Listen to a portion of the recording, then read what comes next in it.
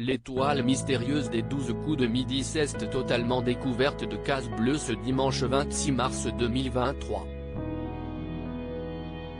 Le visage de la star cachée se trouve désormais dévoilé au centre de l'écran.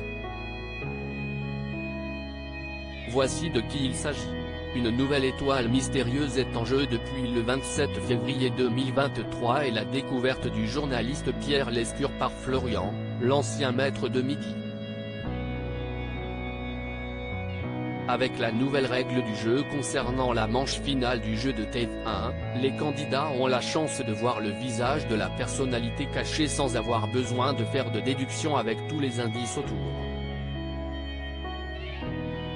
Ainsi, ce dimanche 26 mars, après la nouvelle bonne performance de Céline, en place dans le jeu depuis le 14 mars dernier, la vedette cachée s'est affichée au centre de l'écran. Malheureusement, la championne n'a pas réussi de coup de maître et devra attendre au moins jusqu'à demain pour espérer tenter sa chance.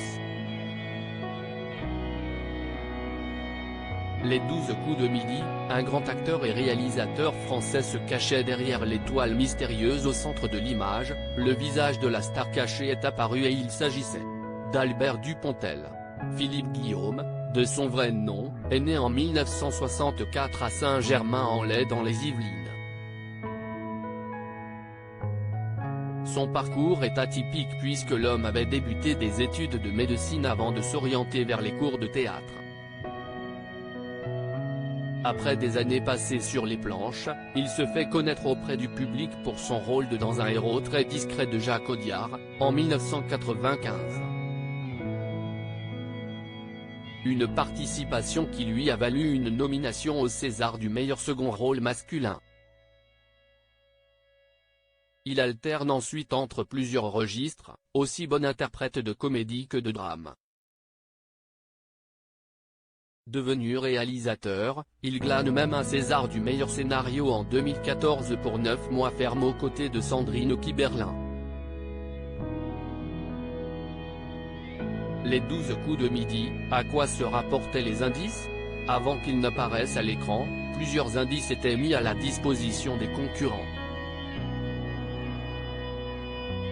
En toile de fond, le décor représente l'Irlande et le célèbre lac du Connemara. Si est-il là-bas que l'acteur a tourné le film 2 jours à tuer réalisé par Jean Becker. En haut à droite, la blouse blanche fait référence à ses années passées à la faculté de médecine.